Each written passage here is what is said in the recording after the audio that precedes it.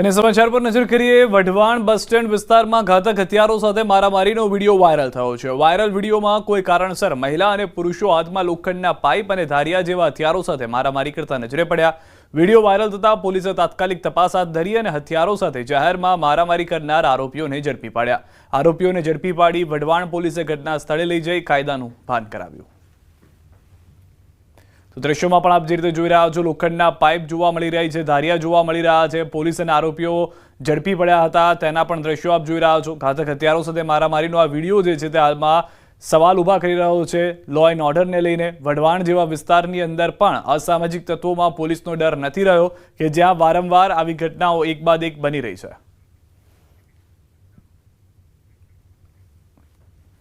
विरोधना वंटोळ बाद दाहोदमां हवे domestic airport माटे सर्वेनी कामगीरी शरू करवामां आवी। दाहोद जिल्लाना टाडागोळा गामे डोमेस्टिक एरपोर्ट माटे जमीननुं डिमार्केशन करवामां आव्युं। हाल तो जंगल खातानी जमीननुं मार्केशन शरू करवामां आव्युं छे।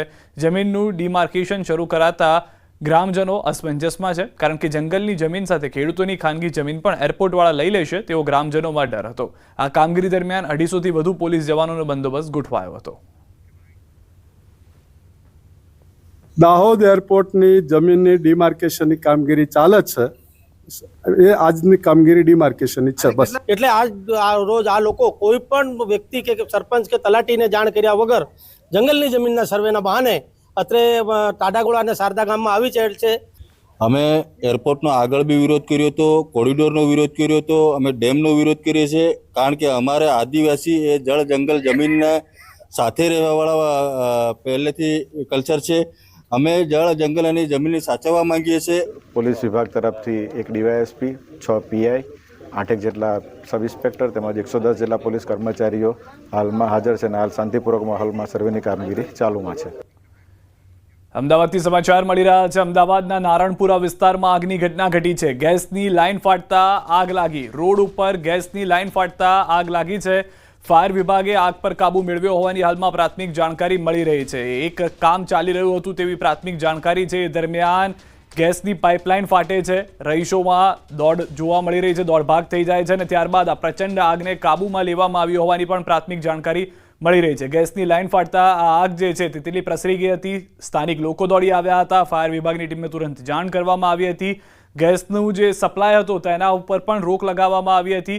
જે જાણકારી છે તે પ્રમાણે કંઈક કામ ચાલી રહ્યું હતું એ દરમિયાન આ દુર્ઘટના ઘટી છે, જે તે જોવા પણ મળી રહ્યું છે। તેમાં વધુ માહિતી ન્યૂઝ 18 સંવાદદાતા નવીન અમારી સાથે જોડાયા છે। જી નવીન, શું પરિસ્થિતિ હતી, શું હાલમાં વધુ જાણકારી સમગ્ર આગની ઘટનાને લઈને? સિદ્ધાર્થ, જે રીતે ઉસ્માનાબાદ વિજયનગર તરફ જઈએ તો જે રોડ ઉપર એક ગેસની લાઈન હતી તેમાં લીકેજ થતા લાગવાનું હાલ પાછળ કારણ જાણવા મળી રહ્યું છે। જોકે આગ શરૂઆતમાં ખૂબ જ વધારે હતી, જેના કારણે તાત્કાલિક ફાયર બ્રિગેડને જાણ કરવામાં આવી છે અને ફાયર બ્રિગેડની ટીમ ત્યાં પહોંચીને આગ કંટ્રોલ લઈ લીધો છે। જોકે સદનસીબે કોઈ પ્રકારની દુર્ઘટના બની નથી, કોઈ પ્રકારની ઈજા કે હાલ કોઈ સમાચાર નથી આવી રહ્યા। જોકે આગ એવી વિકરાળ હતી કે જેના કારણે લોકોમાં ભયનો માહોલ થઈ ગયો હતો અને લોકો જોવા માટે ઉમટી પડ્યા હતા। ફાયરની એક ગાડીએ પહોંચીને અને તમામ આગને કંટ્રોલમાં લઈને આગળની કાર્યવાહી કરી છે। સિદ્ધાર્થ, આભાર નવીન સમગ્ર માહિતી બદલ। તો હાલમાં આગ કાબૂમાં આવી હોવાની પ્રાથમિક જાણકારી પ્રાપ્ત થઈ રહી છે। છોટાઉદેપુર જિલ્લાના તુરખેડા ગામની વધુ એક પ્રસૂતાને રસ્તાના અભાવે જીવ ગુમાવવાનો વારો આવ્યો છે। ખૈડી ફળિયાના મહિલાને પ્રસૂતાની પીડા ઉપડી હતી।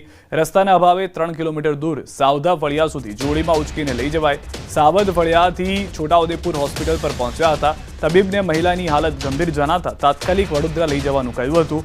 વડોદરાની હોસ્પિટલમાં પ્રસૂતિ થાય તે પહેલા જ મહિલાનું મોત થયું।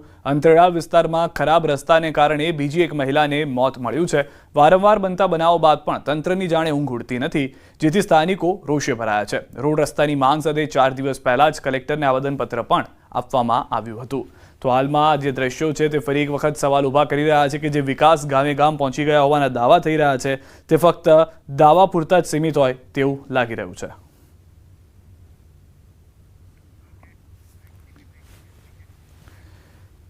સાબરકાંઠાના ગ્રામ્ય વિસ્તારમાં લોકો રસ્તા વગર પરેશાન। નવાગામ ધનેલા ગામના લોકો મજબૂર છે। બીમાર લોકોને ખાટલે ઉચકીને લઈ જવા મજબૂર છે। અહીંયા પણ એ જ પરિસ્થિતિ રસ્તાના અભાવે વૃદ્ધને ખાટલા પર લઈ જવાઈ રહ્યા છે. 95 વર્ષના વયોવૃદ્ધ દાદાને ઓપરેશન બાદ ડ્રેસિંગ માટે ઊંચકીને દવાખાને લઈ જવા પડે છે. આ વૃદ્ધને પથરી અને એપેન્ડિક્સ એમ 2 ઓપરેશન કરાવેલા છે.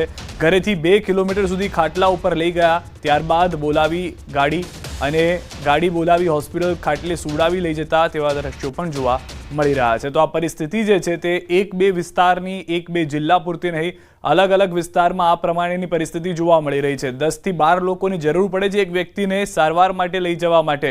ઓપરેશન થઈ ગયું ત્યારબાદ તેઓને જે અન્ય સારવાર આપવાની હતી, જે ડ્રેસિંગ કરવાનું હતું, એ ડ્રેસિંગ કરવા માટે લઈ જવામાં આવે છે. પરંતુ તેના માટે પણ અન્ય લોકો ખાટલામાં તેમને લઈ જાય, ગામથી બહાર રસ્તા સુધી લઈને આવે, ત્યારબાદ તે વૃદ્ધને ફરી એક વખત ગાડીમાં બેસાડવામાં આવે અને ફરી એક વખત ત્યાંથી એને સારવાર માટે લઈ જવા પડી રહ્યા છે. આટલી હાલાકીનો સામનો કર્યા બાદ તેઓને પ્રાથમિક સારવાર જે છે તે પ્રાપ્ત થતી હોય તેવા દ્રશ્યો જોવા મળી રહ્યા છે. વધુ માહિતી ન્યૂઝ 18 સંવાદદાતા ઈશાન પાસેથી મેળવીશું. ઈશાન, જે રીતની પરિસ્થિતિ છે, વિકાસ ગામ સુધી પહોંચી ચૂક્યાના દાવા ફરી એક વખત પોકળ સાબિત થયા છે. આ સીધા ચોક્કસ છે. વિજયનગર જે અંતરિયાળ વિસ્તાર છે કે અંદર આ પ્રકારની સમસ્યા વારંવાર સામે આવતી હોય છે.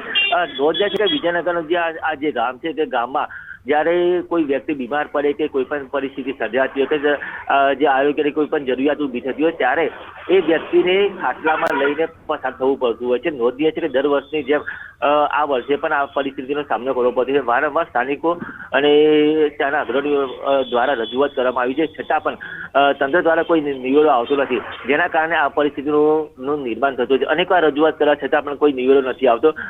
વારંવાર આ પ્રકારની પરિસ્થિતિનું નિર્માણ થતું હોય છે. સ્થાનિકોમાં ભારે રોજ જોવા મળી છે કે માત્ર એક જ માંગણી છે કે જે રસ્તો બનાવી આપવામાં આવે તો આ પ્રકારની સમસ્યાનો સામનો ન કરવો પડે. જી સીધા આભાર સમગ્ર માહિતી બદલ ઈશાન. તો આ સાબરકાંઠાના દ્રશ્યો છે, ફક્ત એક વિસ્તારની આ પરિસ્થિતિ નથી. બીજી તરફના આપ જુઓ છોટાઉદેપુરમાં કે જ્યાં પણ પ્રસૂતા અને પ્રસૂતિની પીડા ઉપડે છે તેને ત્યારબાદ જોડીમાં નાખીને લઈ જવી પડી રહી છે અને ત્યારે પણ અન્ય 5 થી 6 લોકો, મહિલાઓ, તમામ લોકોને હાલાકી ભોગવવી પડી રહી છે.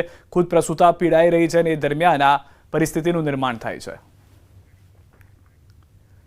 પાટણ જિલ્લામાં સતત વરસેલા વરસાદને કારણે માત્ર સાતલપુર, રાધનપુર પરંતુ સમી તાલુકાના ખેડૂતોના હાલ બેહાલ થયા છે. સમી તાલુકામાં ખેતરો વરસાદી પાણીથી બેટમાં ફેરવાતા વાવેતર કરેલ તમામ પાક નિષ્ફળ ગયા છે.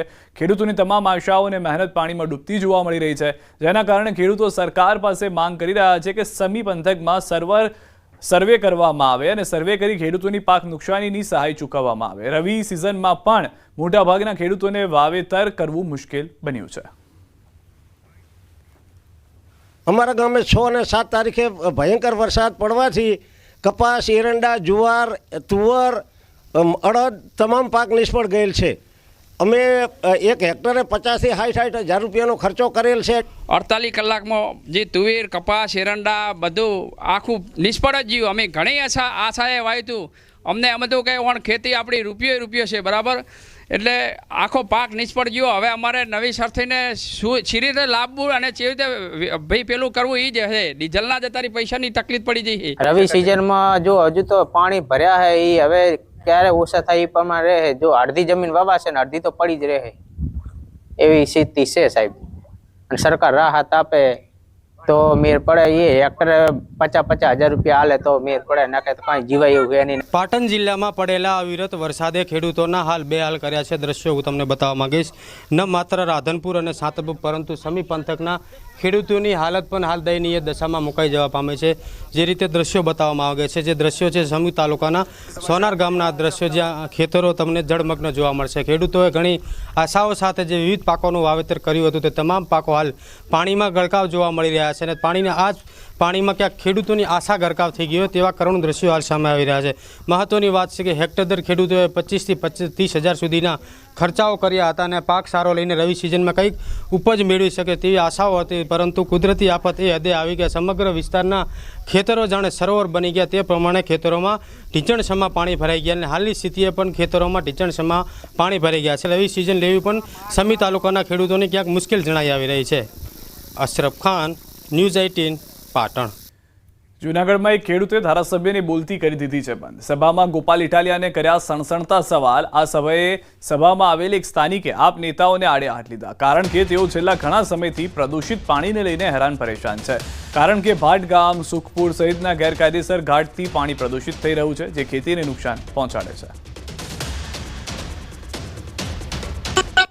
ભાઈ જલ્લુ, તમે 45 મુદ્દા સંકલન સમિતિમાં મૂક્યા, એક પણ મુદ્દો કેમિકલ યુક્ત પાણીનો નથી. બરાબર, તમે એમ જો પ્રશ્ન પૂછે, હું 5000 લઈને પ્રશ્ન નથી પૂછતો. પ્રશ્ન પૂછવાના પૈસા હોય તો તમને ન પૂછવાના પણ પૈસા મળતા હશે. પ્રેમ લગ્ન બાબતે દિનેશ બાંભણિયાનું નિવેદન સામે આવ્યું છે. ગુજરાતમાં સર્વ સમાજના લોકોએ કાયદો બનાવવા માંગણી કરી છે. સરકાર પ્રેમ લગ્ન બાબતે ટૂંક સમયમાં નિર્ણય કરશે તેવી બાહેધરી આપી છે. બાંભણિયાએ કહ્યું કે સરકારે અમારી સમિતિ પાસેથી સૂચનો પણ માંગ્યા છે. પ્રેમ લગ્ન અને ભાગેડુ લગ્ન રોકવા અને તે માટે નિયમો બનાવવાની માંગણી છે. ભાગેડુ લગ્ન અટકાવવા કાયદો ઘડવા આગામી દિવસોમાં કાર્યક્રમ કરશે. 20 તારીખે વિજાપુરમાં વિશાળ જનસભાનું આયોજન કરવામાં આવ્યું છે. હિન્દુ મેરેજ એક્ટ અને સ્પેશિયલ મેરેજ એક્ટ બંને અલગ અલગ વ્યાખ્યામાં આવતા એક્ટ છે. અને બીજી બાબત એ છે કે નોંધણી રજિસ્ટ્રેશન વિભાગનો જે કાયદો છે અને લગ્ન નોંધણીનો કાયદો છે, એ બંનેમાં પણ શું શું ફેરફારો થઈ શકે એ બાબતે અમે સરકારશ્રીને એક ડ્રાફ્ટિંગ અને કમ્પ્લેટ, જેને લઈને રેગ્યુલર મેરેજ, જે લોકો રેગ્યુલર મેરેજ કરે છે એ લગ્ન વ્યવસ્થાને ક્યાંય તકલીફ ના પડે એવું આયોજન સાથે અમે સરકારને પ્રેમ લગ્નના નામે થતી છેતરપિંડી અને ભાગેડુ લગ્નને રોકવા માટેના દરેક સમાજોના ખૂબ જ મોટી સમર્થન સાથે લોકો અમને અત્યારે ફોન અને વિગતો મોકલી રહ્યા છે. ત્યારે અમારો મુખ્ય ઉદ્દેશ એ છે કે સરકાર આ તમામ માંગણીઓ અમારી જલ્દીમાં જલ્દી પૂરી કરે. આવનારા દિવસોમાં જ્યારે ગુજરાતના તમામ સમાજોનું પ્રેમ લગ્નના રજિસ્ટ્રેશનના કાયદામાં, પ્રેમ લગ્નના કાયદામાં સુધારાની માંગને સમર્થન આપવામાં આવી રહ્યું છે, તો આવનારા દિવસોમાં 20 તારીખે વિજાપુર ખાતે એક ઐતિહાસિક વિશાળ જનસભાનું આયોજન 20 તારીખે સાંજે ત્યાંના એપીએમસી માર્કેટયાર્ડ, તમાકુ માર્કેટયાર્ડમાં રાખવામાં આવી છે.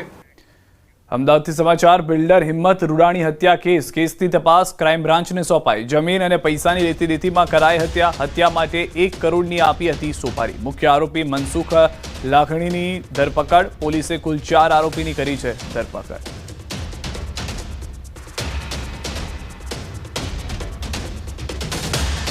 અમારી રજૂઆત એ હતી કે અમારે આમાં જે ગુનેગારો છે એનાથી અમારે કોઈ લેવા દેવા નથી. અમારો એના જોડે સંપર્ક ઘણા સમયથી થયો નથી. જે આરોપી નંબર 1 હતો એ ફક્ત ને ફક્ત અમારે ત્યાં નોકરી કરતો હતો અને જે આરોપી નંબર 1 છે એને અને જે મરણ જણા છે એમની અદાવત હતી. એના કારણે આ ગુનો થયેલ છે અને અમને ખોટી રીતના આના અંદર નાખી દેવામાં આવ્યા છે એવી અમારી રજૂઆત હતી કોર્ટ સામે. ખેડાના માતરમાં બોર્ડના વિવાદ પર બોલ્યા મુસ્લિમ અગ્રણી. બોર્ડ 6 વર્ષ પહેલા મારવામાં આવ્યું હતું. આગેવાન તરફથી આ વાત કરવામાં આવી છે. મુસ્લિમ સમાજના લગ્ન પ્રસંગો સમયે લોકો મ્યુઝિક વગાડતા, મુસ્લિમ સમાજના લોકો જ મ્યુઝિક વગાડતા કબ્રસ્તાન અને દરગાહ હોવાથી બોર્ડ માર્યું હતું.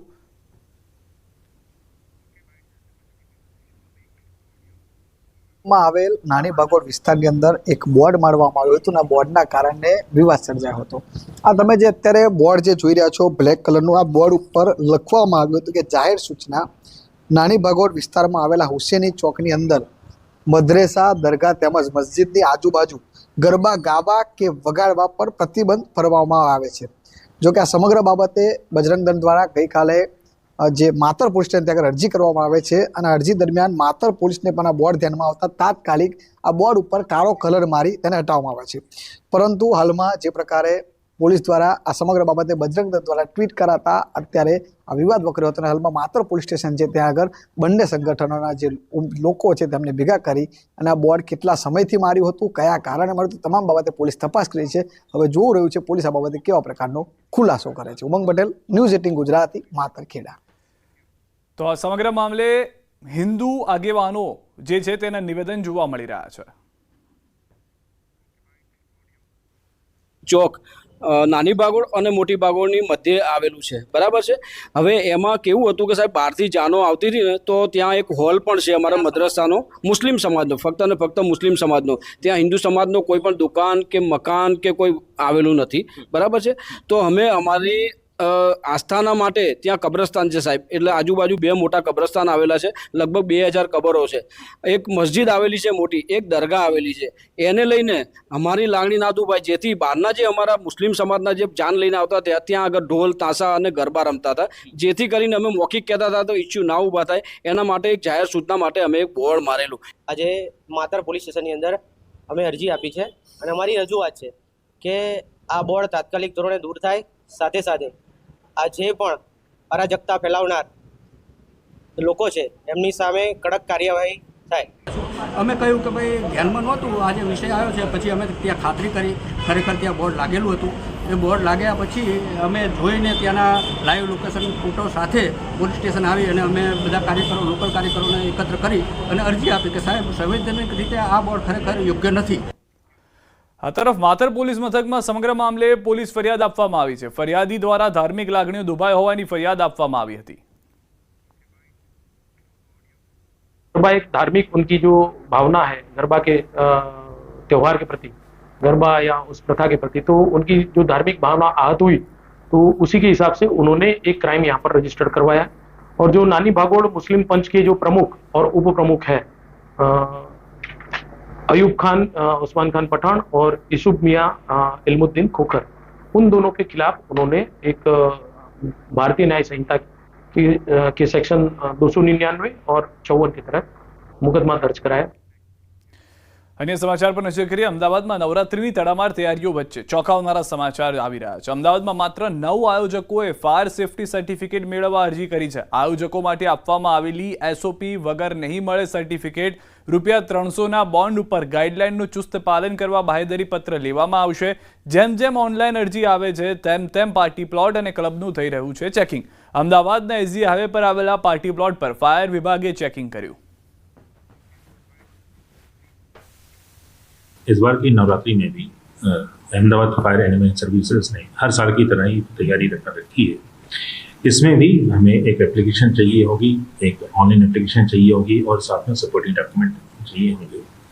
अभी तक तकरीबन 7 से 8 हमारे पास एप्लीकेशन आ चुकी है, जिसको डॉक्यूमेंट वेरीफाई करने के बाद ही उसको अप्रूव किया जाएगा. प्रोसेस ऑलमोस्ट सेम है. 300 रुपये के स्टैम्प पेपर में आपको बाहेधरी देनी होगी. ये आपका जो पंडाल है वो सुरक्षित है, फायर सेफ्टी के नॉर्म्स को फुलफिल करता है. साथ में एक चेकलिस्ट है जिसमें हर एक पहलू को ध्यान में रख के चेकलिस्ट बनाई गई है. उसमें एग्जिट पॉइंट से फायर एक्सटिंग्विशर और सभी तरह की फायर सेफ्टी संबंधित जानकारी को सम्मिलित किया गया है. और उसके बाद जो आयोजक है, प्रबंधक है, उनको फोटो के साथ में एफिडेविट करना होगा. नवरात्रि गरबा फेस्टिवल्सમાં ટેમ્પરરી સ્ટ્રક્ચર્સને ધ્યાનમાં રાખીને fire safety certificate approval NOC આપવામાં આવતું હોય છે. As per national building code અને બ્યુરો ઓફ ઇન્ડિયન સ્ટેન્ડર્ડ્સ GDCRના ધારાધોરણ મુજબ ફાયર સેફટી પ્રોવિઝન્સ ચેક કરવામાં આવે છે. ખાસ કરીને active fire protection, passive fire protection, emergency evacuation, કોઈ પણ ઘટના થાય તો ઇમરજન્સી સેફલી ઇવેક્યુએશન કેવી રીતે કરવું, એક્ઝિટ ક્યાં છે, એ બધી જ વસ્તુ ચેક કરવામાં આવે છે.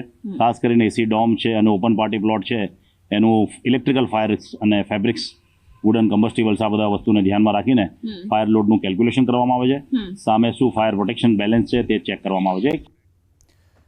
અમદાવાદ શહેર પોલીસની ક્રાઇમ કોન્ફરન્સ યોજાઈ. પોલીસ કમિશનર GS મલિકની અધ્યક્ષતામાં ક્રાઇમ કોન્ફરન્સ યોજાઈ. તમામ PI, ACP, DCP, JCP કોન્ફરન્સમાં હાજર રહ્યા. શહેરમાં ક્રાઇમ રેટ, સાયબર ક્રાઇમ કેવી રીતે ઘટાડી શકાય તે વિશે ચર્ચા કરાઈ. નવરાત્રી, દિવાળીના તહેવારોને લઈને પણ ચર્ચા થઈ. છેલ્લા 3 વર્ષમાં ગુનાના આંકડાની વાત કરીએ તો તેમાં ઘટાડો થયો છે. 2023 में अगस्त मास सुधी 8642 હતા. 24 में घटीने 6643 થયા અને હવે ઘટીને 6554 થયા છે. મુખ્યમંત્રી ભૂપેન્દ્રભાઈ પટેલે વિશ્વ ઉમિયાધામ જાસપુર ખાતે લીધી મુલાકાત. મંદિરના નિર્માણ કાર્યની કામગીરી નિહાળી. અભિનેતા વિવેક ઓબેરોય પણ મુખ્યમંત્રી સાથે જોડાયા હતા. બંને મંદિર સાઇટની વિઝિટ કરી. 60 એકરમાં જાસપુર ખાતે 1000 કરોડથી વધુના ખર્ચે બની રહ્યું છે વિશ્વ ઉમિયાધામ. આ પ્રસંગે અમદાવાદના મહેમાન બનેલા વિવેક ઓબેરોયે કહ્યું કે આવતીકાલે પ્રધાનમંત્રી મોદીના જન્મદિવસે નરેન્દ્ર મોદી સ્ટેડિયમમાં 75,000 લોકો બ્લડ ડોનેટ કરશે. આ મેગા બ્લડ ડોનેશન કેમ્પમાં સૌથી પહેલા વિવેક ઓબેરોય બ્લડ ડોનેટ કરશે. તો વિશ્વ ઉમિયા ફાઉન્ડેશનના પ્રમુખ RP પટેલે કહ્યું કે પ્રધાનમંત્રીના જન્મદિવસ વિશ્વ ઉમિયાધામના રાફ્ટની પ્રક્રિયા પૂર્ણ થશે. 17 तारीख को हम नरेंद्र मोदी स्टेडियम में कर रहे हैं, जहां पे हम टारगेट लेके चल रहे हैं कि 75,000 लोग पहली बार ब्लड डोनेशन देंगे मोदी जी के 75वें जन्मदिन पर. કે 15મીએ એન્જિનિયર દિવસ છે, 17મીએ માનનીય વડાપ્રધાન મોદી સાહેબનો જન્મદિવસ છે. મોદી સાહેબે આજ અહીંયા મહાભૂમિ પૂજન 7 લાખની જનમેદનીની ઉપસ્થિતિમાં કર્યું હતું. એટલા માટે નક્કી કર્યું કે 15, 16 અને 17 મોદી સાહેબનો જન્મદિવસ હોય એ દિવસે આ ડ્રાફ્ટની પૂર્ણાહુતિ થાય. અમદાવાદ નજીક જાસપુર પાસે હાલમાં વિશ્વ ઉમિયાધામ મંદિરનું નિર્માણ કાર્ય પૂરજોશમાં ચાલી રહ્યું છે। 504 ફૂટ ઊંચું આ મંદિર બનાવવાનું છે। વિશ્વના સૌથી ઊંચા મંદિરોમાંનું એક બનાવવા માટેને તૈયાર થઈ રહ્યું છે। આ એક વિશાળ કોન્ક્રીટ રાફ્ટ ફાઉન્ડેશન પર બનેલું છે, જે સ્ટ્રક્ચરલ એન્જિનિયરિંગમાં મહત્વની ભૂમિકા ભજવે છે। તો દ્રશ્યોમાં પણ આપ જોઈ રહ્યા છો, આખી એક તૈયાર કરવામાં આવી હતી તે પહેલાની ઇમેજ કે જેમાં કઈ રીતનું આ મંદિર જોવા મળશે। થોડો સમય લાગશે આને પૂર્ણ થતા માટે, પરંતુ જે રાફ્ટિંગનું કામ છે તે પૂર્ણ થયું હોવાની હાલમાં જાણકારી મળી રહી છે અને દુનિયાના સૌથી ઊંચા મંદિરોમાંથી આ એક મંદિર હશે તેવી પણ જાણકારી મળી રહી છે, જેની ઊંચાઈ સરેરાશ 504 ફૂટ હોવાની પ્રાથમિક જાણકારી છે। एक इकोमैक्स कंक्रीट जो टेम्परेचर कंट्रोल्ड कंक्रीट बोलते हैं, which is very high quality and high strength, ये हमने इनको सप्लाई कर रहे हैं and we are in the making of a world record. Hopefully in next few days we are going to announce a world record in terms of making of a raft of this level and size.